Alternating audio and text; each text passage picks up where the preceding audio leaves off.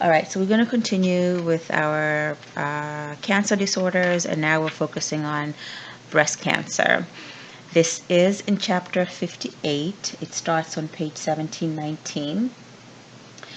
By now you know that you want to look at the beginning of each chapter just to look at some of the terminology that may be relevant for the content that you're learning.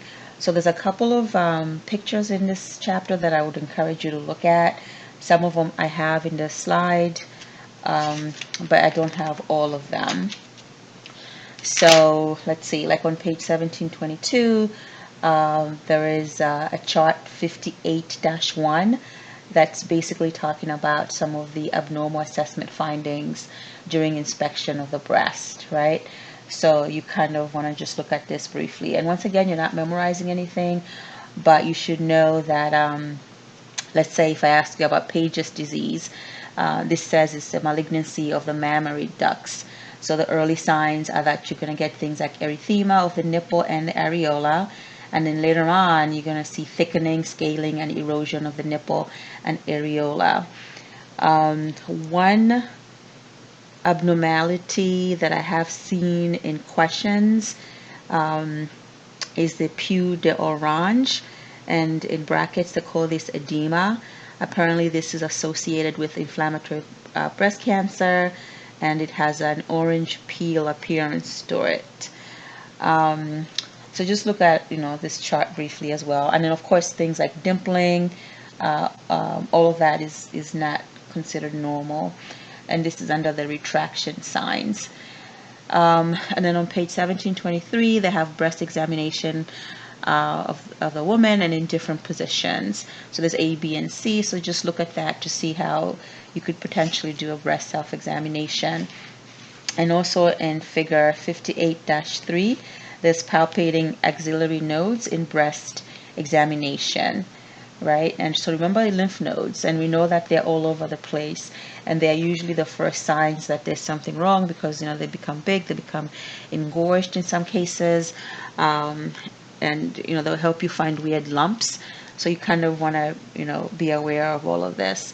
And then on page 1724 there's different steps for breast self-examination. So for sure I would want you to look at this one, because this is pretty straightforward. So it starts with like step 1, where you're standing in front of the mirror, you're checking both breasts for anything unusual, you're looking for discharge from the nipple, things like puckering, dimpling or scaling of the skin. And then step 2, you're putting your hands out basically, and you're seeing if there's any change in the contour of your breast. In step 3, you're basically like bending over a little bit, and you're seeing if anything changes. And then in step 4, you're doing a breast self-examination.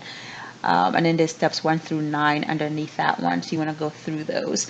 And then in step 5, you're lying flat on your back, and then you're doing another breast self-examination. So just kind of look at this a little bit over here. At the very least, if you were a nurse, you'd want to be able to teach your patient these steps, the ones that are on 1724. In table 58-1, they have different types of breast biopsies, so you can just look at that briefly as well, just to see what they are. On page 1731, there is the risk factors for breast cancer. So I would like you to look at this table pretty closely. So it's table 58-3, risk factors for breast cancer. And it's stuff that you already know. Some of it I do have in the PowerPoint as well, but it has to do with things like the gender. So female gender for sure, so we're more at risk. It's 99% of breast cancers are in women. Most of them happen with increasing age. And then obviously if you have a personal history of breast cancer, once treated for breast cancer, the risk of developing breast cancer in the same or opposite breast is significantly increased. And then of course the familial history, especially in the first degree relative. The fact that we talked about genetic mutations, so BRCA1 and BRCA2 mutations do happen a lot in inherited cases for breast cancer. Then we have the hormonal factors over here. So early menarche before 12 years of age, late menopause after 55 years of age, no full-term pregnancies, late age of full-term pregnancy after 30 years of age, hormone therapy or hormone replacement therapy. So obviously, if breast cancer is happening a lot in women, then we know that estrogen is implicated in some way. Okay, exposure to ionizing radiation, history of benign proliferative breast disease, obesity. They apparently increase the risk of postmenopausal breast cancer, obesity and weight gain in particular. High fat diet, that's never good for anything, although they are saying that they need to do more research on this one. And then alcohol intake. So 2 to 5 drinks daily increases the risk about 1.5 times. So you want to look at this chart as well. And then we have on page 1733, it's table 58-4, surgical treatment options for non-invasive and invasive breast cancer.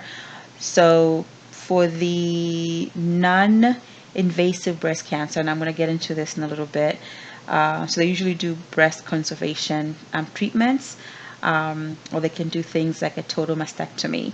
For the invasive breast cancers, they do a lot more in terms of treatment.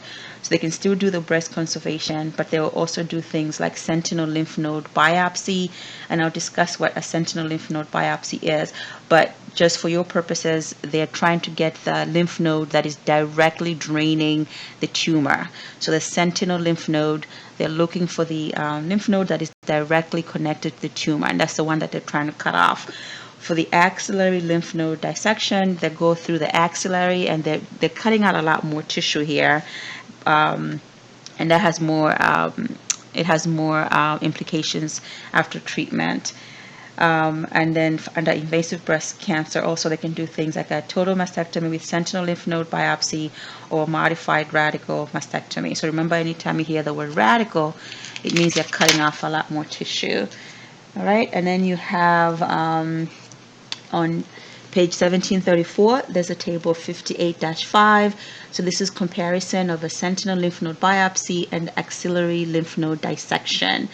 So it's describing basically what the difference is, and like how long it takes for the surgical drains to be in place, whether or not there is a surgical drain, whether you're using anesthesia, those types of things. So the bigger things here for the sentinel lymph node biopsy, so it's a shorter operating time, 15 to 30 minutes, and there's no drain. So I'm under SLNB, sentinel lymph node biopsy at this point, sorry.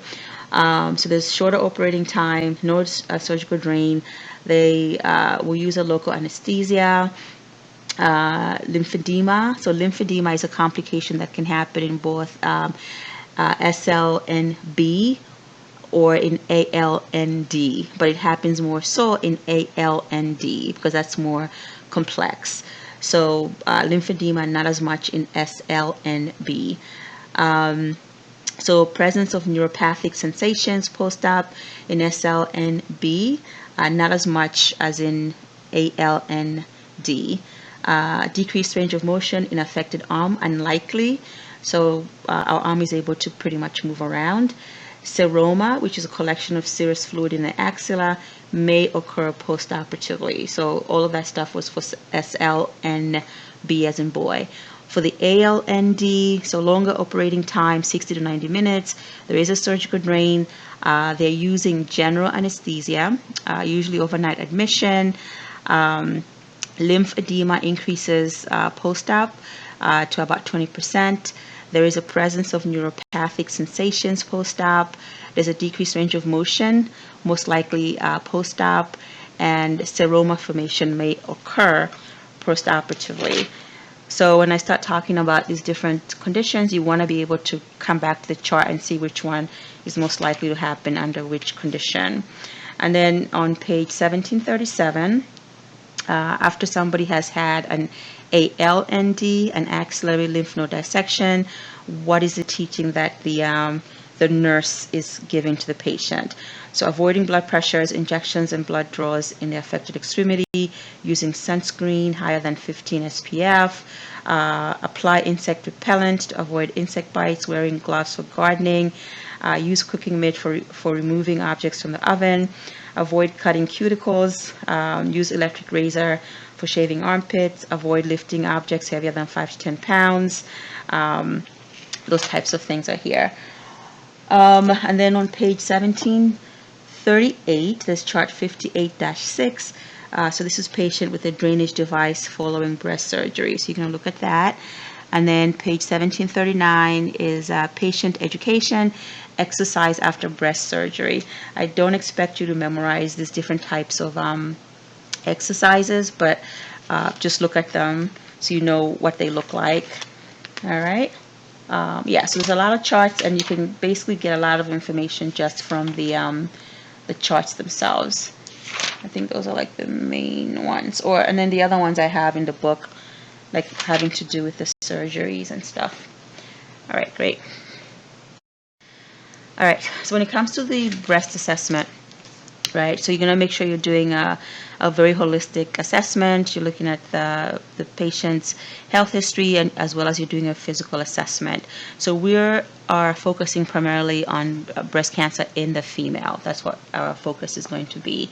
The gynecomastia, you guys I think already know that. So that's an enlarged or swollen breast in men. And so maybe they have too much estrogen, or there's an imbalance in their testosterone, and that is why they have this weird funky thing here known as gynecomastia, right? But once again, we are focusing on the females. All right, so just your anatomy of the breast. So just loosely look at this page as well. I would probably pay more attention to this picture here. So you have what is known as a tail of Spence. You have an outer quadrant, upper inner quadrant, lower inner quadrant, and a lower outer quadrant. This matters because when you're looking at your lymph nodes, you know that there's some in the axilla, right? So when it comes to breast self-examinations, it's important that when you're doing your teaching, the patient knows to do an assessment high up in here as well. A lot of cancer of the breast can be found in this particular region over here. So it's just important that you're really, really telling your patient to look for lumps in those areas as well. And this is your lymph node being shown here. So you have supraclavicular lymph nodes, internal mammary lymph nodes. So in any of these potential places, you're going to be finding lumps, you're going to be finding swelling. So it's important that the patient knows from the very beginning what their baseline is, so they're able to assess whether or not anything is weird, right? So all up in here, you're going to go up in there just looking for goodies. So your diagnostic assessment, so breast self-examination. So these are recommendations once again. So this starts at about page 1723. And so breast self-examination, this is also known as breast self-awareness. Ideally for women, they want them to do this breast self-examination 5 to 7 days after menses. At that point, the female body is back to normal. It's not as swollen. That's most likely the best time to be doing this. So in premenopausal women, 5 to 7 days after menses. If the woman is postmenopausal, you want them to do it at least once every month, and they can basically pick whatever day they want to do it on, but you want to make sure that they're doing it on that same day, ideally same time, those types of things, so that they can really assess whether or not there's any issues. The mammography, so this is recommendations once again. It's annually after the age of 40. It's anywhere from it takes about 15 minutes, and they do different ways of doing this. So it's top to bottom, side to side. I do have a picture later on where you can see how they do this. It's incredibly painful for women with very small breasts because they have to basically get the breast and trap it to take the picture. So some women actually dread doing this and they hate it because it hurts.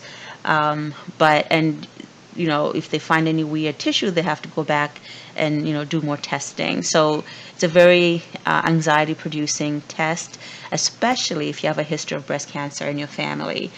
The galactography, apparently for this one, there's 1 ml of radiopaque that they give into the areola, and then they do the mammogram, and then they're basically just looking for any abnormal nipple discharge from that.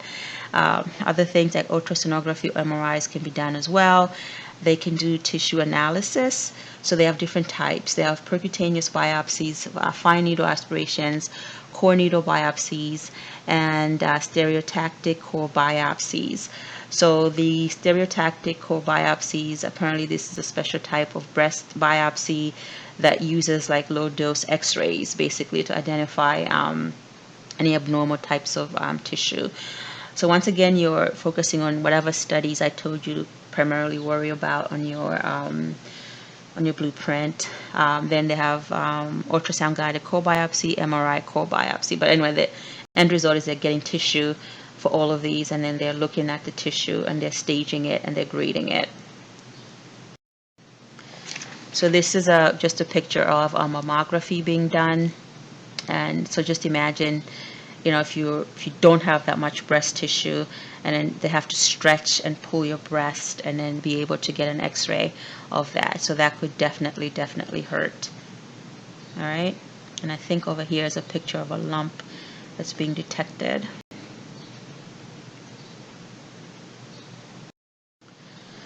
The biopsies, so at this point you should kind of have a sense of what the words in front of the word biopsy mean. So if you're seeing excisional, so you know that means a lot of tissue is being cut out. So for our purposes for under breast cancer, when they're saying excisional biopsy, that means that the entire mass and the surrounding tissue is basically being cut. For the incisional biopsy, that means they're doing a portion of the mass is being cut out, and then they're using that for studies. For the wire needle localization, what they do is they use a needle to basically visualize where the abnormal mass is.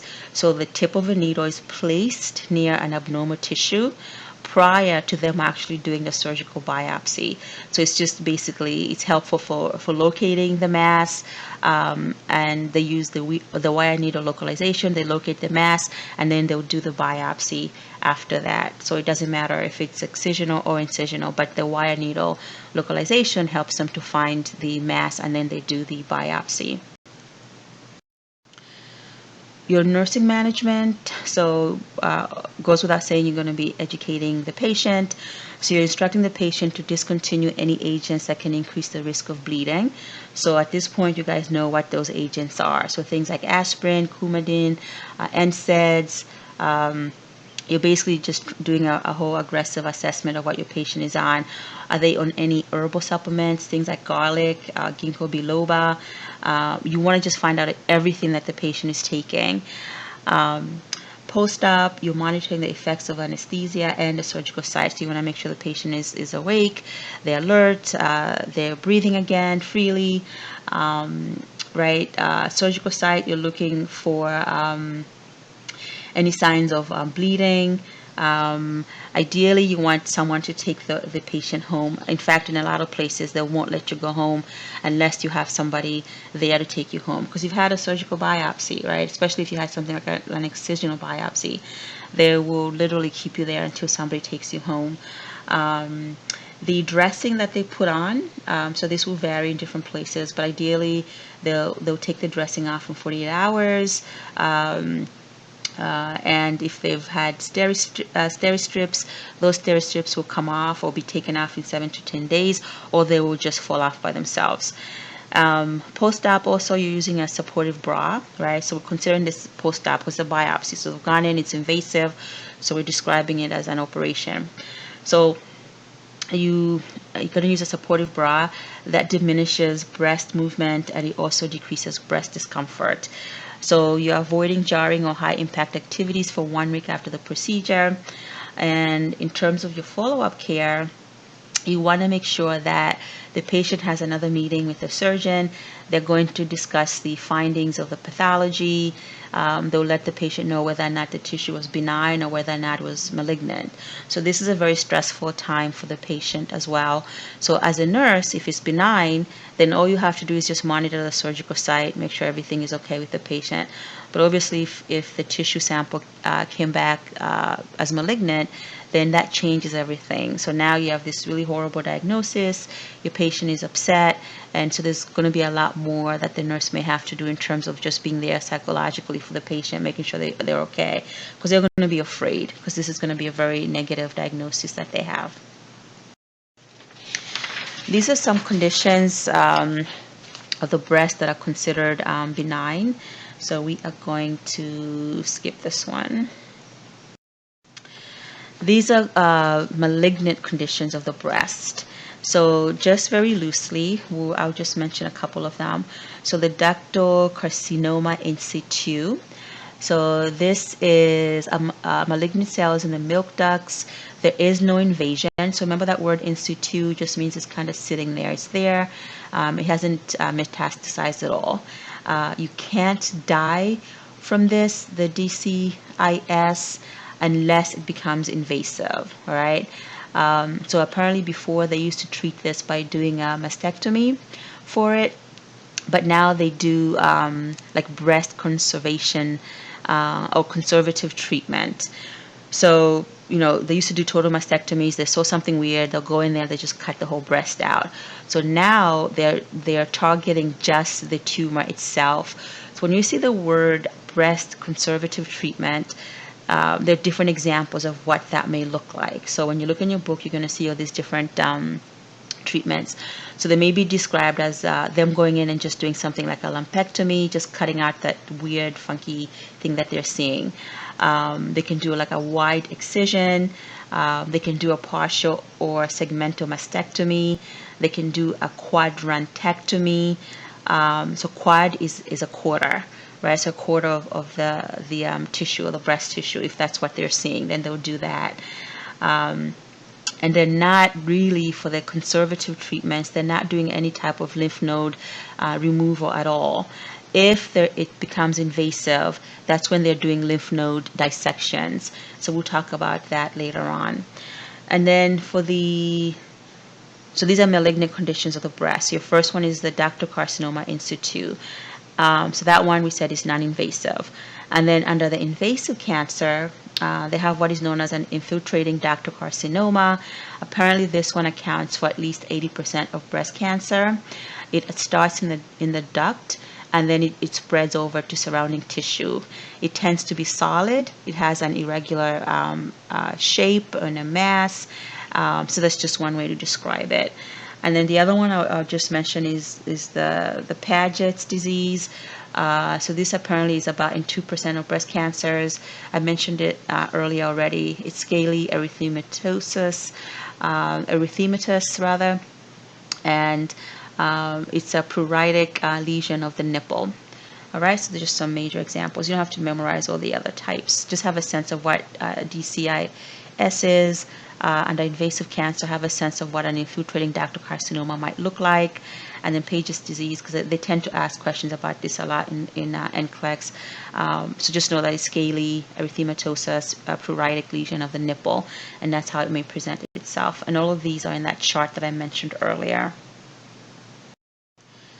All right, so breast cancer, definitely a problem. Keyword in that first bullet is that there's no cure. Apparently over an entire lifetime, a woman's risk of developing breast cancer is about 12%, or 1 in 8. So that is pretty high. So what we want to do is look at our risk factors once again and see if we can reduce any of those risk factors as much as possible. So a lot of cases of invasive breast cancer are being diagnosed every year. So the risk of developing breast cancer increases with age. And apparently about 2 of 3 invasive breast cancers are found in women aged 55 years or older. So age is definitely a risk factor, older age. And obviously research suggests that racial disparities in cancer mortality are driven in large part by differences in socioeconomic status. And that is definitely a true statement. We can definitely talk about COVID-19 being all about racial disparities right now. So apparently that is also definitely true in breast cancer as well. So I don't think that is any news for anybody. So access is key in terms of having a good recovery rate for your patient. So these are some of your risk factors, and once again, I told you to go in your book and look at the chart. So it's page 1731. So female gender, right? So 99% in women. Age, so with increasing age. Personal family history. So genetic mutations has to do specifically with the BRCA1 and BRCA2 genes. And so normally we said that they repair cell damage and they keep our cells growing normally. But because of whatever mutation that happens, then they become bad for us, and then they put us at risk for breast cancer. All right, and we had mentioned already that everybody has BRCA1 and BRCA2 genes, and normally they're helpful, they're beneficial, and they're taking care of us. So hormonal factors, so definitely estrogen is implicated here, especially things like hormonal therapy in postmenopausal women. Exposure to radiation goes without saying. Any history of benign breast disease. So anytime you have any type of, even if it's benign, that increases your risk factor as well. So obesity, so if you're obese, you're probably not eating the best diet, right? So that is implicated as well. And then alcohol intake also is a problem. So smoking in the book is also mentioned. So other things that they will talk about that may not necessarily be in your book, but maybe your patients may mention, are things like having a silicone breast implant for a very long time. That used to be talked about as being a problem. Using antiperspirants, using underwire bras, or even having an abortion. People would talk about that being a risk factor as well, that would increase your risk of getting breast cancer. So you just want to be aware of some of these types of things that people may say, even though there's no direct evidence that patients may talk about that. I definitely heard a lot about using underwire bras. And somewhere along the way, I stopped believing that, but I don't know, because people were talking about that for a very long time. All right, so we have some guidelines for early detection of breast cancer. So ideally, you want women in their 20s and 30s to be doing a clinical breast exam at least every 3 years. Our sweet spot year is 25. So for sure, by the time you're 25, you better be doing some type of breast health examination.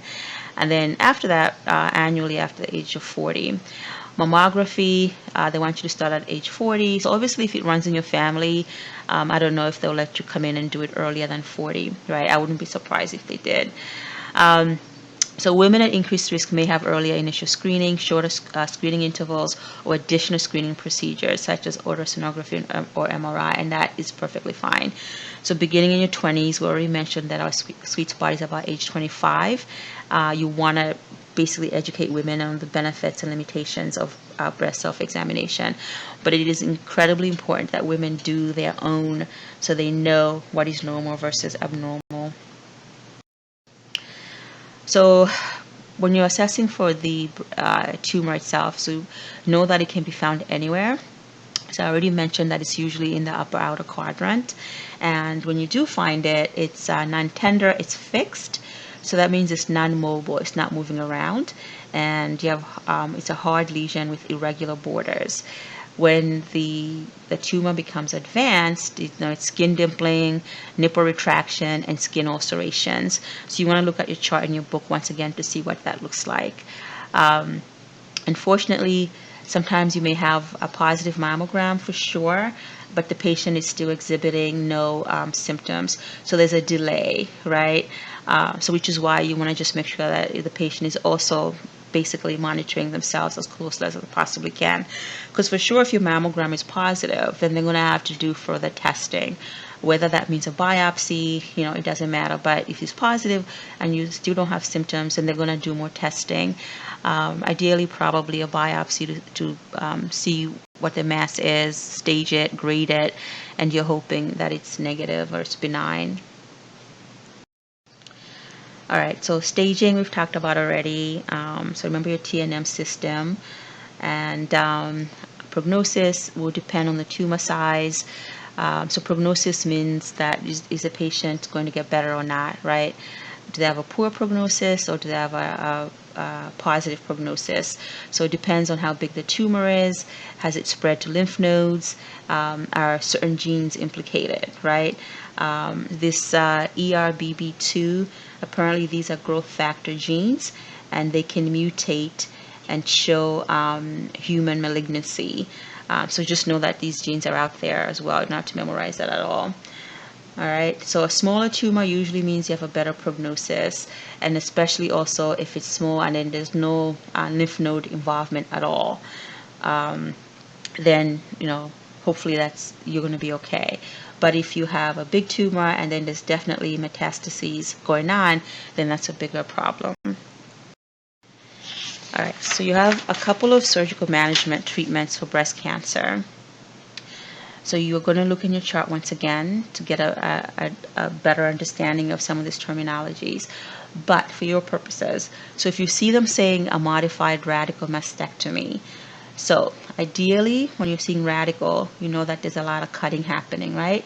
So ideally this is for invasive breast cancer. So it's going to be removal of the breast, the nipple, the areola, and a portion of axillary lymph nodes. So removal of the breast, nipple, areola, and a portion of axillary lymph nodes. So that's ALND. All right. For your total mastectomy, so this may look, it's going to be the breast, the nipple, and the areola is taken out. Ideally, they're doing a total mastectomy for a non-invasive type of cancer, such as the DCIS, the ductal carcinoma in situ. They may be doing a total mastectomy for a patient, let's say, who's got a positive BRCA gene, right? So we mentioned Angelina Jolie, I think on one of the slides already. So if you have a positive BRCA1 or BRCA2, and you have a history in your family, then you may want to prophylactically, basically, do a total mastectomy because you have a high risk, right? They can do breast conservation treatments, which I mentioned earlier.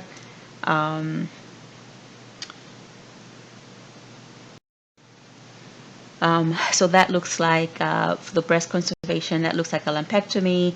It could be a wide excision. It could be a partial or segmental mastectomy. Let's see. They can do the quadrantectomy. I already mentioned was the fact that they only take out like a fourth of the breast tissue. So there are different things that they can do over here. And then for the sentinel node biopsy, so this is the one that targets specifically the node that is draining your tumor. So for the SLNB, what are the main things for this one? So we like it because it's not as aggressive as the ALND. The ALND we already mentioned. You have things like lymphedema, cellulitis. There's decreased arm mobility, and there's sensory changes that can definitely happen. So for the SLNB, as in boy, so it's the first node or the nodes in the lymphatic basin that receives drainage from the primary tumor in the breast. So this is the one that we're going for, and then we excise it out. So that's the main thing in terms of the SLNB. So usually I'm going to direct you to look at the chart in terms of the hospital stay, the fact that it is a little bit shorter, right? So just go to the chart and look at that in terms of this one. And then for the axillary lymph node dissection, I already mentioned that is just, it's much more aggressive, and it's just implicated with so much more complications. And I'll talk about some of the complications later on. But we have things like painful swelling of the arm, as well as weakness, shoulder pain, and tingling sensations in the arm and the shoulder. So that's definitely not a good thing. All right. So in terms of your assessment, what are we going to look at? So how is the patient responding to a diagnosis? What coping mechanisms does she find helpful? What psychological or emotional support does she have and use? Are their family present? What are the educational needs? Is the patient experiencing any discomfort? So none of these require an aggressive, understanding. You already know that you have to do this, right? Nothing major here. Examples of your nursing diagnoses. So nothing bizarre here. Maybe the only new thing for you is the decisional conflict. So maybe somebody tests positive with BRCA1 or BRCA2 gene, and now they have this decision to make, right? So that can be tough. So that just means you have to be there for the patient, speak to them, really look at the history. Everybody has to be involved in order for the patient to make the best decision for themselves. And they always make the decision. You just give them the facts and they have to decide. Some patients, it could be invasive, could be like a whole bunch of really bad things going on, but they'll say, you know what, I am done. I don't want surgery. I don't want radiation. And you have to be okay with that. You can't force the patient to do otherwise. So this is more diagnoses, and now we just have the related to factors. Post-op, so a lot of pain management, peripheral neurovascular dysfunction, disturbed body image, right? Risk for impaired coping, self-care deficits for sure, risk for sexual dysfunction, and then obviously things like deficient knowledge, because they may have a drain in place, right? Especially if it's an ALND, and then just hand and arm care, exercises, all of that. You want to make sure that you're addressing. So these are your bigger collaborative problems that can happen and potential complications that can happen. So things like lymphedema. So lymphedema can happen. So this is basically chronic swelling of an extremity due to interrupted lymphatic drainage. So you've gone in, you've cut some stuff out. So basically you've interrupted the lymphatic circulation that's normally there. So this is something that ideally is seen under your AL and D. So how are you going to know this is a problem? So painful swelling of the arm, things like weakness, shoulder pain, and tingling sensations. So keyword is the lymphatic channels are inadequate to ensure a return flow of lymph fluid to the general circulation. So the lymphatic channels are inadequate to ensure a return flow of lymph fluid to the general circulation. So that is the bigger problem going on. Also, after they've done an ALND, there's also transient edema that can happen. So the key word is transient edema. So it's not going to stick around for too long. So this is ALND. There's also what is known as transient edema. So in the post-op period, ideally there should be collateral circulation that's kind of, trying to work really hard to make sure that circulation is working. But unfortunately, because of the procedure that's happened, the patient is going to have some transient edema. So to basically get rid of this transient edema, this is why you have to make sure that the patient is doing the prescribed exercises, like elevating the arm above the heart several times a day. They're doing gentle muscle pumping, making a fist and releasing it. All of that is beneficial to telling the patient that the transient edema is going to go away. So transient edema, so swelling, that's pretty much expected because you've gone in there and cut, right? So that is different from the lymphedema. Totally different. So here, the lymphatic channels are inadequate and they're not working properly. All right?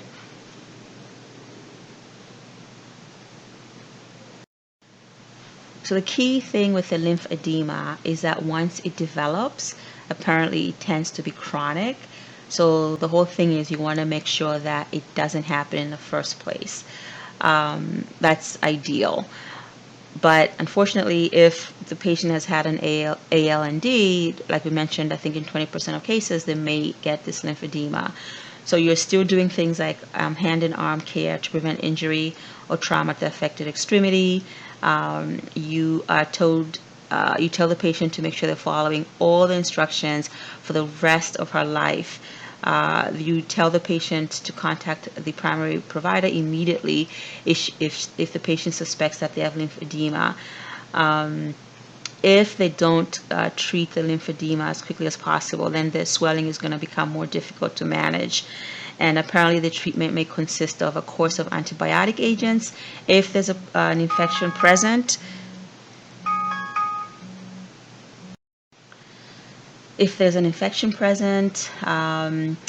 they may refer the patient to rehab, occupational or physical therapist, and where they may be getting things like compression sleeves or gloves. They may be doing things like manual lymph drainage, and basically, so it just becomes more of a problem once the lymphedema starts, and then it basically progresses. So yeah, so keyword is this transient edema, which basically just results from the cutting that's going on. So no big deal, that's going to go down. If I do a couple of exercises, I'm good. And then there's this thing known as lymphedema, which specifically has to do with the fact that the lymphatic channels themselves are the ones that are not working properly. So for that, I just need to do more in terms of trying to fix the circulation.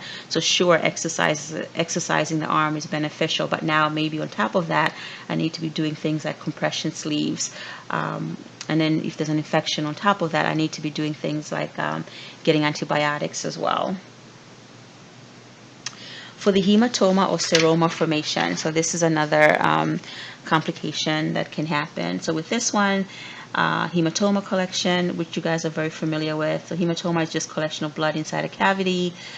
So this can happen after a mastectomy or breast conservation treatment. So apparently this happens anywhere within the first 12 hours after surgery. So you're monitoring the site and you're looking for things like swelling, tightness, pain, and bruising of the skin. So you need to notify the surgeon immediately, especially if there's any gross swelling or increased bloody output from the drain. All right. So then the surgeon's going to look at it. They may put something like a compression wrap, maybe to the incision for approximately 12 hours, or they may have to go back into the operating room to OR to basically get rid of the hematoma. If you're lucky, the hematoma is going to be small, and then the blood will naturally absorb it, right? The patient may take warm showers or apply warm compresses to increase the absorption. Ideally, your hematoma should heal within 4 to 5 weeks. And then the other thing that can happen is known as a seroma formation. So for that one, it's a collection of serous fluid. So this can happen after a mastectomy or breast conservation or in the axilla. Some of your signs and symptoms include swelling, heaviness, discomfort, and sloshing. So keyword is sloshing of fluid. So supposedly seromas can develop temporarily after the drain is removed, or if the drain is in place and then it becomes obstructed. So seromas apparently are rarely a threat and may be treated by unclogging the drain or manually aspirating the fluid with a needle and syringe. The only big deal is that large, long-standing seromas that have not been aspirated may lead to infection. So small seromas that are not bothersome to the patient usually resolve on their own, right? So big difference between hematoma or seroma formation. And then of course infection is another complication, which I don't really need to say much about. Infections at this point, you know what that looks like. So ideally patients that maybe have things like diabetes, immune disorders, advanced age, poor hygiene, and then now on top of it they've had breast cancer and they've had maybe treatments for it, surgery for it, so now they're more at risk for getting infection. So you're teaching your patients to monitor for signs and symptoms of infection. So that includes things like redness, warmth around the incision, tenderness, foul-smelling drainage, temperature greater than 100.4, chills, all of that you want to make sure you're reporting to the doctor. And of course, the treatment is going to be either oral or IV. IV for severe infection, and oral, obviously, for not a severe infection, antibiotics for 1 to 2 weeks. And you're always taking cultures of any foul smelling drainage. So those are your complications that can potentially happen. All right, your planning will depend on whatever your goals were. So whether it's increasing knowledge, whether it's teaching, whether it's improvement of decision-making ability, because now you're giving the patient all the information that they need, pain management, improvement in coping abilities, improvement in sexual function, absence of complications, just a whole bunch of different things that you're going to be focusing on. So pre-op, just like anything else in terms of surgery, nothing special here. You're going to teach the patient as much as you can about the procedure, what their options are, what to expect before, during, and after surgery. Definitely teaching them about the drains that they may have, arm and shoulder mobility, range of motion exercises. You want to make sure there's open communication. Key word here is realistic expectations, right? And find out about their coping mechanisms and who they need to basically help them out. Definitely supportive services and resources. That's a big deal. Post-op, so same things we've talked about. Relieving pain and discomfort, privacy, bra with a breast form, right? So that's a supportive, not having too much movement, right? Provide information about home plan of care, coping and adjustment. You're monitoring for potential complications, and we mentioned the complications already. Surgical site management and care of drains. So usually they're taking out the drains when the output is less than 30 mLs in a 24-hour period. So that can take as much as 7 to 10 days. They can shower on the second post-op day and wash the incision or drain site with soap and water. If immediate reconstruction has been performed, showering may be contraindicated until the drain is removed, right? So I guess this is going to be patient-specific in terms of how much the patient is going to be able to do right away. So you're teaching them the arm exercises on the affected side to perform 3 times a day for 20 minutes at a time until full range of motion is restored. And apparently that may take anywhere from 4 to 6 weeks. You're avoiding any heavy lifting of more than 5 to 10 pounds for about 4 to 6 weeks as well.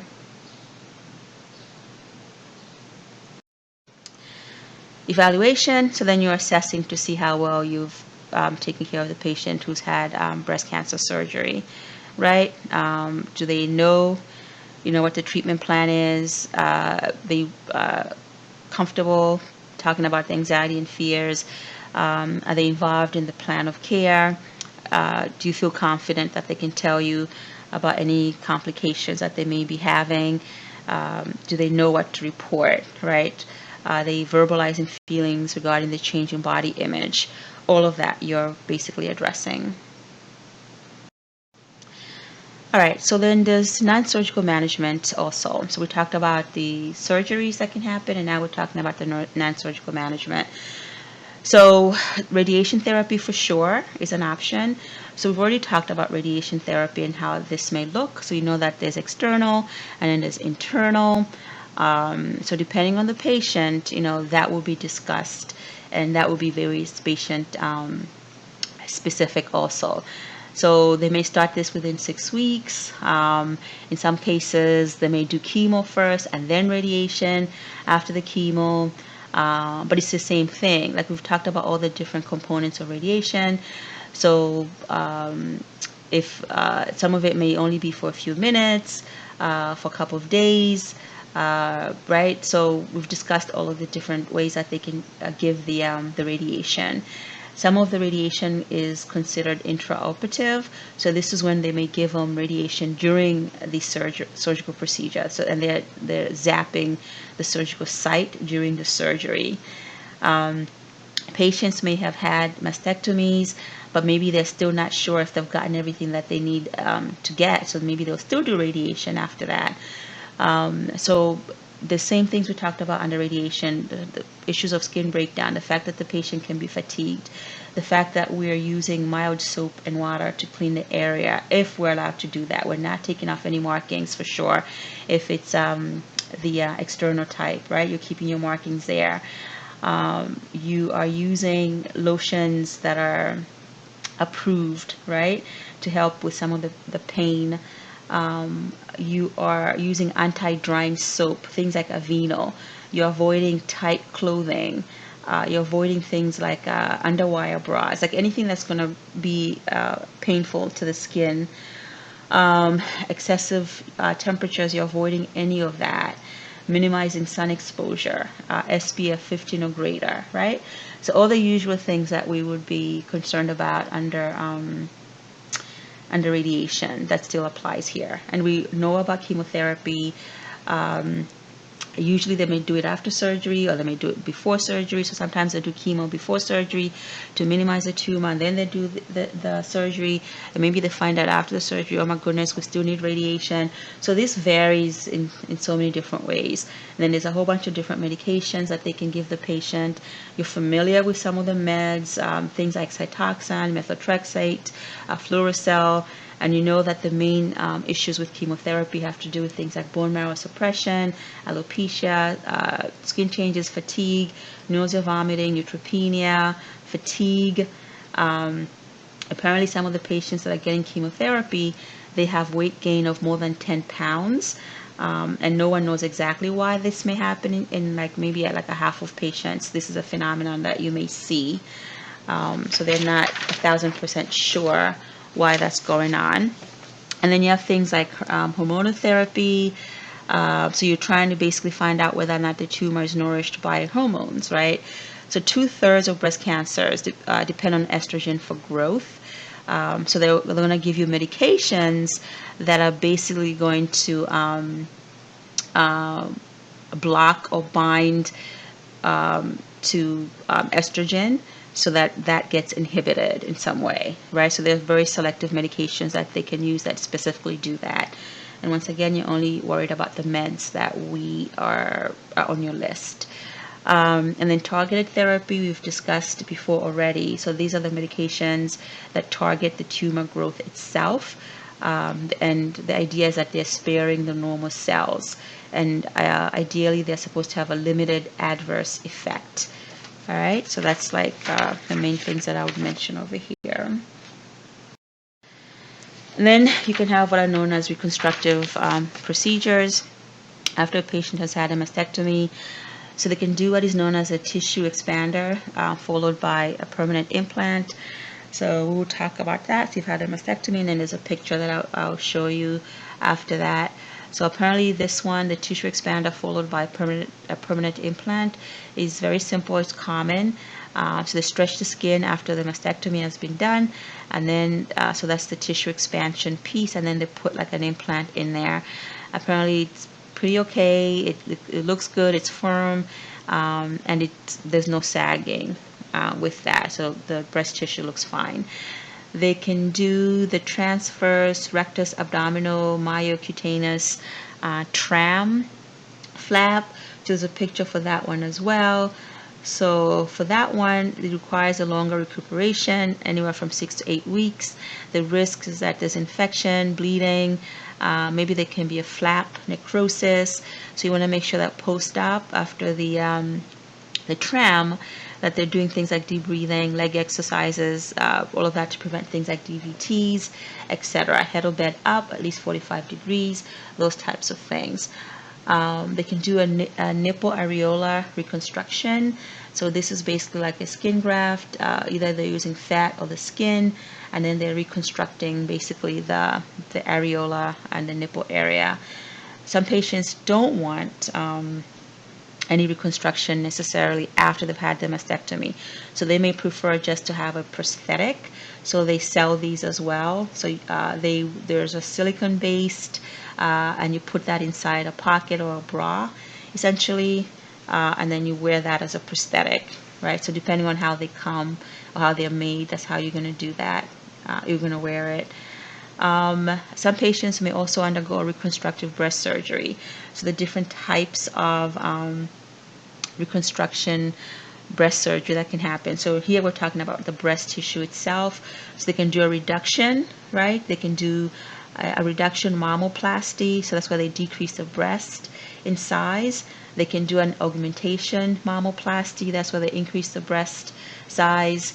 They can do a mastopexy. That's where they improve the shape and of the breast tissue. And so it's contour with a mastopexy. It's mastopexy.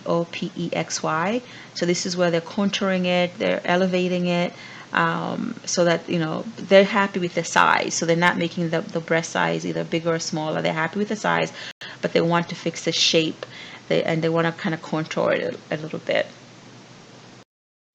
So this is your breast reconstruction with tissue expander. So you've had a mastectomy, and now they stretch the tissue area, and then they put in your implant there. This is your transverse rectus abdominal myocutaneous tram flap. So we've gotten tissue here, and then they use all of that to basically reconstruct your breast tissue. So that's why this is having a longer recuperation time. So there are special considerations that go into taking care of patients with breast cancer. So really the main thing I'm going to highlight on here is the breast cancer quality of life and survivorship. So this is a big deal. You want to have early detection and early treatment as much as possible. So you want to really monitor the variety of issues that the patient can have because of the treatment. Things like the signs and symptoms, things like the psychosocial issues, fear of recurrence, the mood changes, the piece about uncertainty, living with the fact that you've had breast cancer. Like this is a whole area of just nursing care, that you can actually become involved in. Just that piece of it is huge. So that's really the main thing that I'm going to highlight on this particular page.